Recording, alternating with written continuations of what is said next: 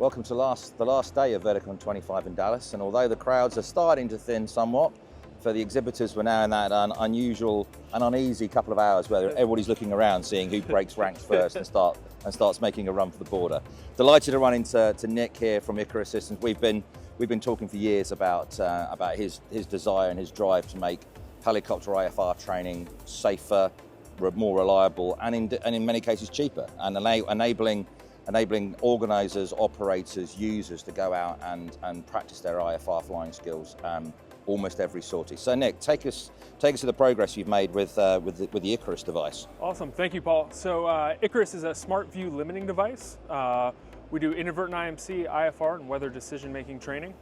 It's got three basic components. It's a visor, there's a small power control unit, and then an app. So the visor can affix to a helmet or a hat and can be electronically controlled by the instructor to simulate different visibility conditions. So you can set a mileage, you can set a transition time, and you can do dynamic scenario-based training for inadvertent IMC or instrument approaches or weather decision making.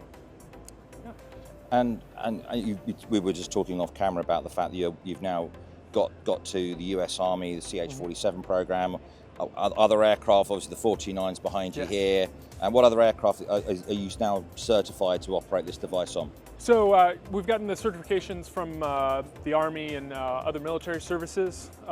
They're here in the States. The FAA does not actually certify view limiting devices. All they certify is that you must have a safety pilot or an instructor on board. So that's allowed us to send devices out all over the world, all 7 continents. Actually just supplied the Ukrainian Army with a device for their helicopters as well. So trying to, as we go along, get more helicopters. I'm a helicopter nerd, so I always love looking at the spec sheets and cockpit cutouts and making sure we have fit it correctly to the aircraft. We're growing Katie this week into something of a helicopter nerd herself. Yes. So she's learning on the job as we go. So what's next for ICARUS then? We're still getting it out there. Yeah. We're doing a lot more overseas stuff, working in Asia and Europe. We just worked with EASA on their VFR to IMC program and got them a device for light aircraft. So as we get more and more into the helicopter industry, we want to bring that same good training to fixed wing pilots and working with more and more people. You know, it's a whole big world out there. Absolutely, and I think the importance about this device is it's in that do no harm category. You fly the safety pilot, all you are going to do is make when that day happens and you do go inadvertent IMC, and having experienced it a few times myself, those first few seconds are very challenging. Yes. And actually training air crew to better respond to those first 3 seconds. It's understanding I've now gone IMC. I'm no longer trying to mentally blend VFR and IFR techniques because I am IMC and I've got to commit to IMC. And these sort of devices enable trainers to train their air crew and organisations to trust their air crew to make that right decision when the moment comes.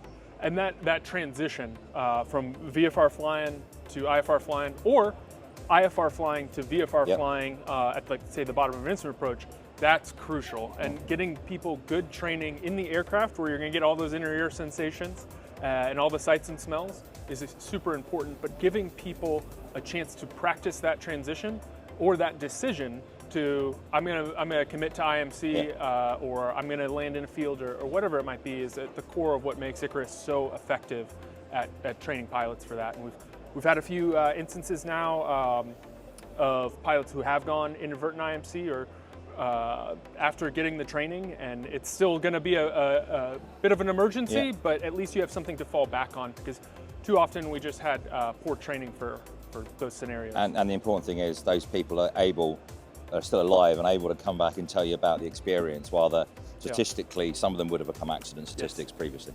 Yes. Nick, great catching up as always. Thank you so much, Paul. And good luck. Thank you, sir. Thank you, sir. I appreciate it.